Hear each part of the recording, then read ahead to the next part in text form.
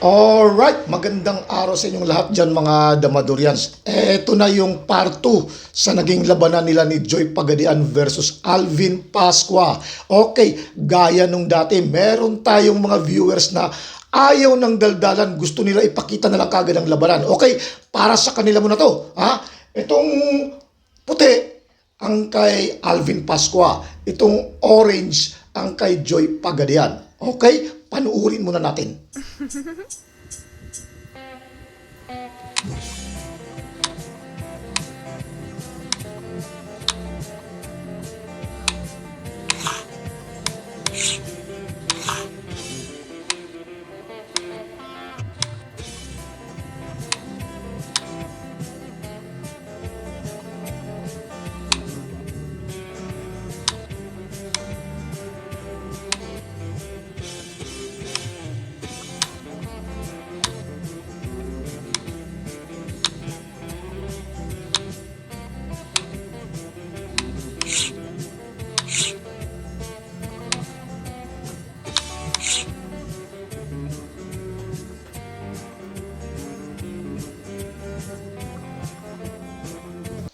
Okay, ayan na yung naging resulta ng kanilang pangalawang laban. Natalo si Joy Pagadian sa tournament na yun kay Alvin Pascua. Okay, tapos na yung portion para sa mga viewers na ayaw ng daldalan.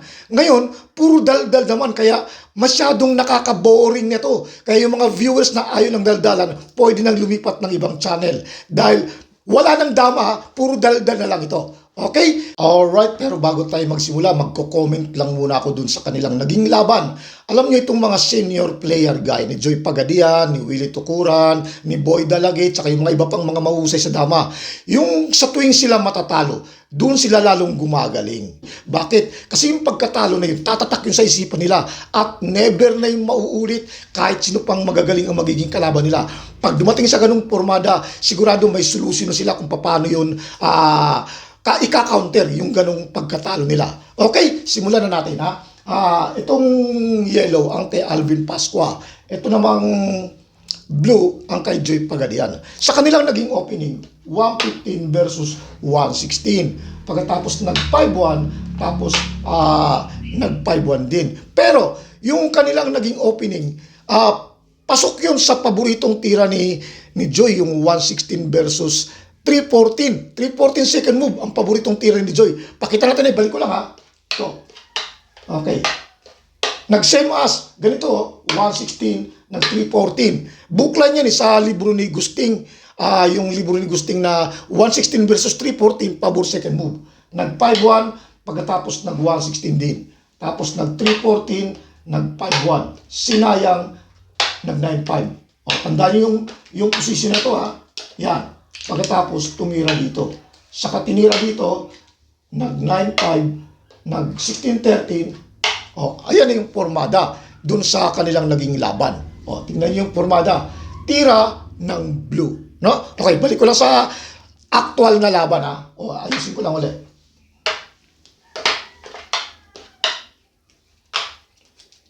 Okay. 115 nag-116. Nag-5-1, nag-5-1 din. Pagkatapos, nag-116, pinakainan. Diyan na nagsisimula na nauuwi sa same as 116 versus 314. Kumain dito ng dalawa, 7-1, tapos kumain ng 6-16. Tinira naman to 9-5. May purpose yan para hindi siya makapag-real. Pag nag-real siya, malalansi. Papakain to. Mahuhuli to. Kahit saan siya kumain. No? Okay, balik ko lang ha. Kaya hindi ginawa. Kaya ang ginawa, tumiming muna ng 9-5. Yan, tumiming muna 9-5 si Alvin. Pagkatapos tinira naman itong 11-7. Yan. Ganun pa rin. Hindi ka pwedeng mag-real dahil masisipa. Ayan, dyan pa rin mahuhuli to. No? Balik ko lang ha. Okay. So, ang ginawa, tumiming muna ulit ng 340. Yan. Pagkatapos saka na mga yun to ibinaba. Kung isusubo yan, pwede naman. Pero pasok pa rin dun sa paboritong tira ni Joy. Ngayon, ang ginawa naman ngayon ni Alvin, tumiming siya ng 10-6. Yan. Tinitira din ni William yung ganyan 10-6. Pagkatapos ang ginawa ng ito na yung pinakita ko kanina, yan yung pormada. Yung 116 versus 314. Nauwi na, dyan din nauwi. Ngayon, tuloy-tuloy na. Pasok na sa gustong pormada ni Joy. Pumunta dito. Nag 116. Ang ginawa, siyempre hindi mo na siya sumubo. Tumira mo na dito. Yan. Pagkatira, may lansi yung dilaw. No? Bawal to. Kasi pag tinira to, padadalawain, no? Pasok dito. Malalansi. Kaya hindi yun ang ginawa ni Joy. Ito ang tinira niya. Nag 6-1. Yan. Pag tira ng 6-1, saka naman ngayon, tumira ng 16-30, tumabi. Pagkatapos, sinayang ngayon ni Joy ng 115. Diyan sa kanyang pormada, hindi pwedeng tumira ng 416, hindi pwedeng tumira ng 116. Bakit? Kasi pagka tumira ng 415, 116 or 416, pagkakain, ganyan, may kombinasyon ng gano'n, malulugi yan ng isa. Kaya hindi niya magagawa yan. Balik ko lang, ha? Okay. So, ang ginawa sa ganong pormada, ito, yan, nung sinayang, obligado siyang takpan. Tatakip na lang talaga siya. Ayan. Pagkatapos na tinakpan, tinira ni Joy itong A3. Yun. Pagkatapos, tumira siya ng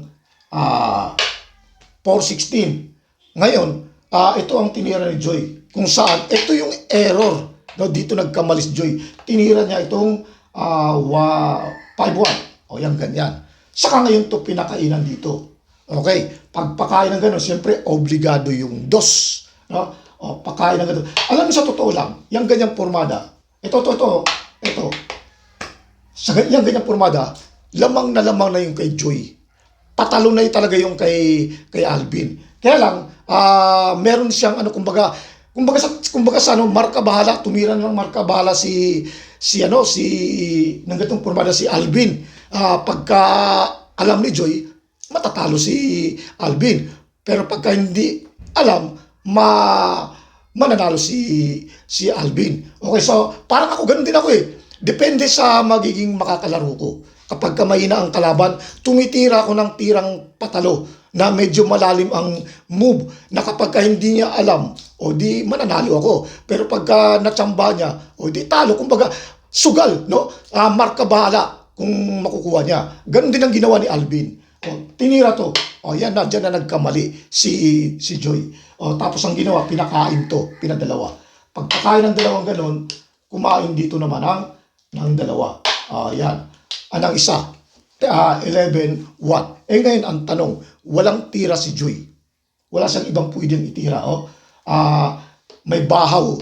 Pagka tinira to, di dadama. Pag tinira naman to, dadama rin. Kaya ang ginawa ni Joy, pinakain, nagpadalawa na lang siya. Pagpadalawa ng ganon, dyan na nagsimulang matalo si Joy. Kasi kulang na ng isa eh. Siyempre, nagawa na ng paraan kung paano gagawin. Dyan na nagsimula, lalo sa position pa. Okay? So, balik ko lang, ha. Ngayon, sa ganitong pormada, talo na yan, ano? Kasi dyan, hanggang dyan lang yung pinakita ni Joy sa kanilang laban. Okay, balik ko lang, ha. Ito, balik natin doon sa pormada. Yan. Meron nagsasabi na bakit daw hindi tinira to? Lugi si Alvin. Kasi pagka tinira to, nasa posisyon kasi matatalo pa rin si Joy kapag ito tinira. Nabilang yan eh, nabasa na. Yung ganyang pormada, itong pag tinira to, nabasa na ni Joy yan, kaya hindi niya tinira. Kaya ang ginawa Joy, nagpadalawa na lang siya. So, pakita natin na kung bakit. Yan. Kumain dito. Yan. Pagkatapos kumain dito. Tingnan yung pormada, ang sama nung forma. Tira ng dilaw eh. Di, ang ginawa, nilagay dito. Yan. Ano pang ititira? Pag ito, tatatluhin. Pag ito naman, dadalawahin. Di, nalugi. Tapos, andito pa lahat ng bato na ipit. Kaya ang ginawa, ang ginawa, ito na lang yung best, papakain. Okay, mawawala yung lugi, bawi na yung lugi. Pero, nasa posisyon naman yung kay Alvin. Yan, pag pinakain to, ganyan ang mangyari. Bawi na, pero nasa posisyon. Saka ngayon titira to. Di siyempre, haharangan mo to. Pag dito mo nilagay, dito na yan. Pag hinayaan mo, pag dito ka, dito na yan. Okay, so, malulugi yan ang isa. Balik ko lang ha. Kaya ang gagawin, ganyan ang gagawin. O di, syempre, ito yung susunod na titira. Yang ganyan. O.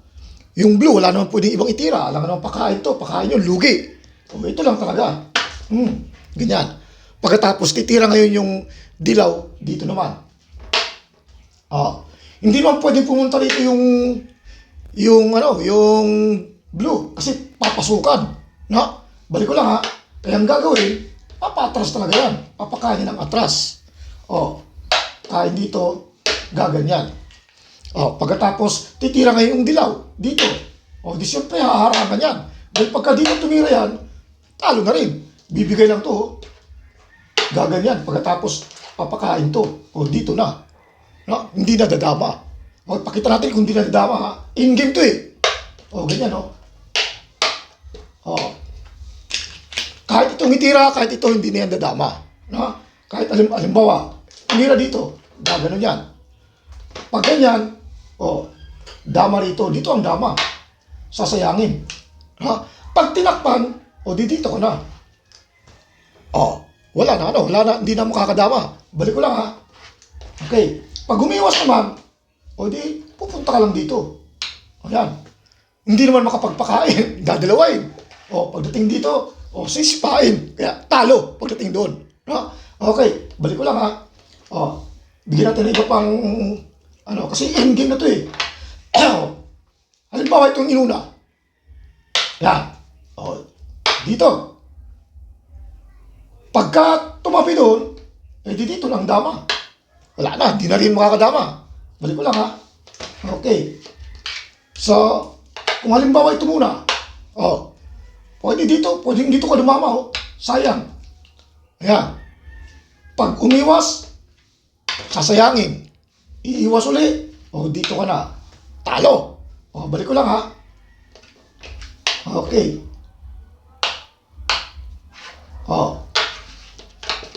Yan. Sinayang.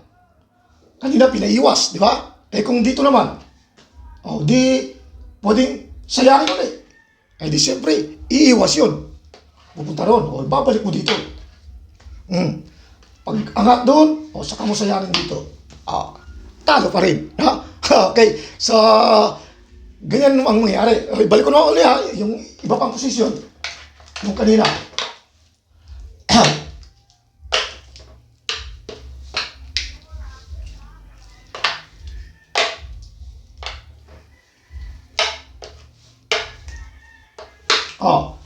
Ayan yung kanina, no? Tumira dito.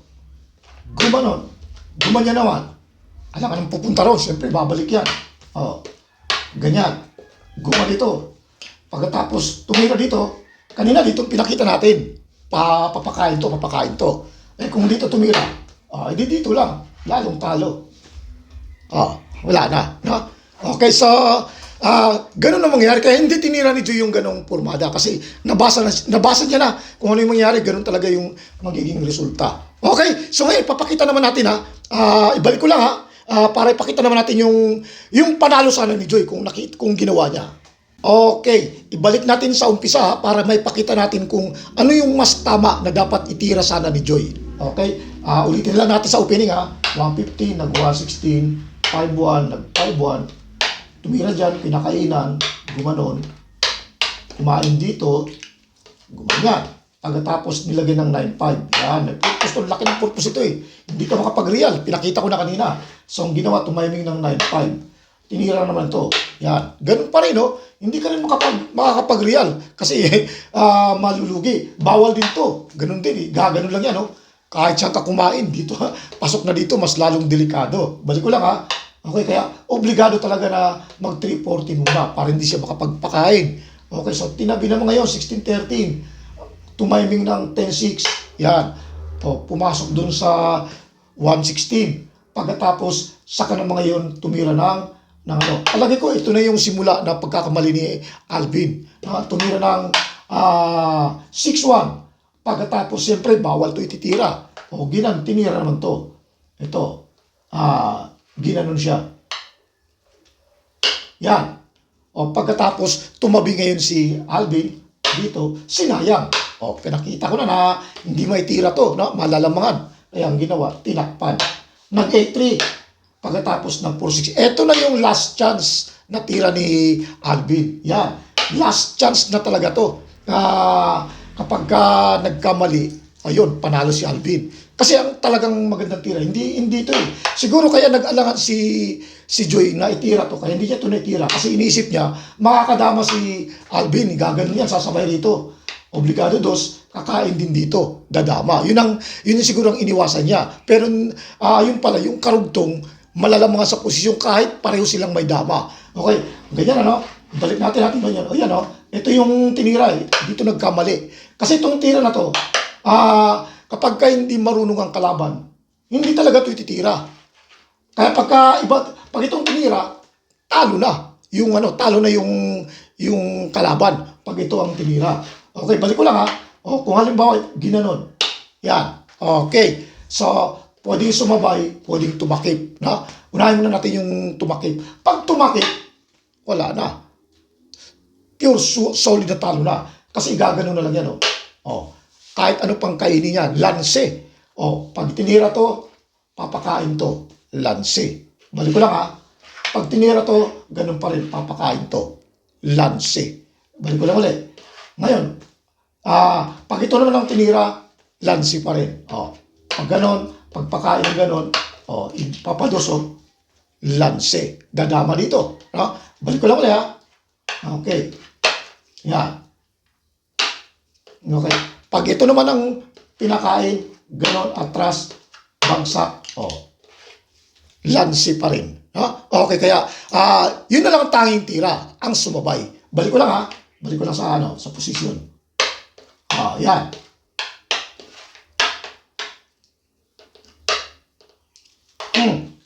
Yan na yung sa formada. Dapat, ito yung mali ni Joy. No? Dapat ito yung mas maganda. Yan. Pinakita na natin kapag sinarado. Wala na. No? Puro lang sila yung natitira. Kaya sasabay talaga dito. Pero yung pagsabay na yan, lamang pa rin kahit hindi ka pala dapat matakot kung dadama siya. Siyempre, obligado yung dos. Yan. Dama na. Kakain din siya siyempre. Tingnan natin yung magiging position, ano?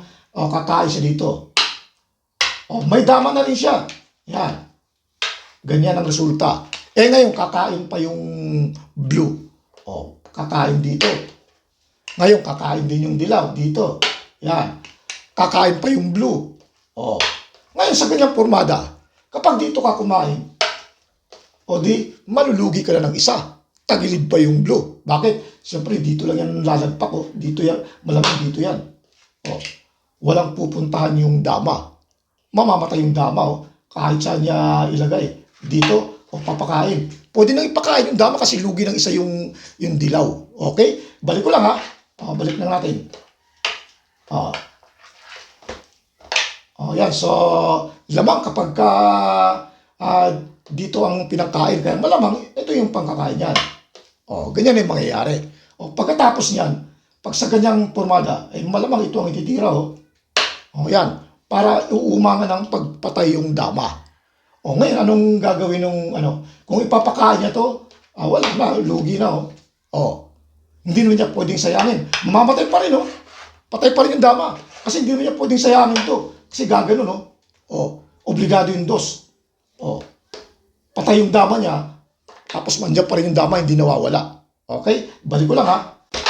Okay, so yan ulit. Kakain yung dilaw. Pinakita na natin to. Ngayon, kung halimbawa dito siya titira, gaganon lang yan. So pinakita na natin na kapag halimbawa nagpakain ng iba, pag ito tumira, patay yung dama, walang kalaban-laban. Pag ginanon, pinakita ko na kanina kung ipapakain yan, patay pa rin yung dama. Okay, so malamang ito ititira yan. Yan. Para mamatay man ng dama, lugi ng isa malulugi ng isa yung blue. Okay, so tama, yung blue. Ngayon, siyempre sa ganyang formada, malamang papatay na to dito. Ganito. Ganyan yung mangyayari. Pagkakain, ganon, pagkatapos ganyan, ganyan ang magiging resulta. Lamang. Okay, so sa ganyang formada, practical na kung paano mo tatalunin yan. O kapag ginano naman, mamamatay yung dama. Ganun pa rin ang gagawin. Okay, so siguro kung ganito ang gagawin, pwede, baka magpapadalawa, ewan ko lang kung makokontrol niya to. No? O yan, ganyan na mangyayari. O pagkatapos, pagkakain, gaganon. O, tapos ang susunod, pag tinira to, papakain to. O, yan. O, ganyan na mangyayari. May talo, no? Okay, so, kung anong susunod, wala na. Wala nang pwedeng ititira. Ito, kakainin. Ito, lalong lugi. Eh, kung ito ang ititira, may ganun pa rin. Tatayiming lang to dito. O, no? O kaya sayangin din. Pwede rin sayangin. O, talo. So, yun ang magiging resulta kapag itinuloy yung ganong formada. Okay, so bago tayo magpaalam, dun sa mga gustong umangat yung dulong sa dama, meron tayong mga libro, no? Iba-ibang libro. May libro na galing kay Boy Inchik, meron tayong libro na galing kay Gusting. Pwede kayong bumili sa akin kung gusto nyo. Bebentahan ko kayo. Okay? So, lahat kasi ng mga lahat ng mga gumagaling sa dama, dumaan talaga ng libro. Walang hindi, imposible yan. Makikita nyo na nga, alam nga nila yung mga numbering eh. Kapag ang isang damista na alam yung numbering, ibig sabihin, may alam na yun sa libro. Tapos makikita mo, ang husay nila tumirada, no? Kahit sabihin na hindi siya kasing galing ni Joy, kahit hindi siya kasing galing ni Willie, pero yung tirada nila ng mga pang class A, iba. Dahil dumaan sila ng libro. Okay, so bago tayo magpaalam, shout out muna. Okay, shout out dito kay Ben Celiote, Mardo Erbito, yes, Ronald Camonias, Lijoy Abdon, Jason Lumiares ng Maynila, alright, at Rick De Los Santos, yes, dito naman kay J. Baisa Cortez, Ruben Gaum ng Tagum, alright, Oscar Amakin ng Panglao Bohol, Juventa Golimot, yes, Gilbert Enoch, at kay Raul Java. Okay, dito naman tayo sa mga YouTuber, gaya na itong mga vlogger ng mga dama at iba pa. Benz Hunter TV Vlog 71, Don Toothpick Vlogger Sulita, Pinoy Dama Channel, okay, Larry Dama PG, yes, Kadamista TV, ang ating bida ngayon sa ating episode. Alright, Boy Dalagit, ang ating legendary Grandmaster. I-subscribe nyo siya, mga magagaling ito. Okay, maraming salamat sa inyong oras.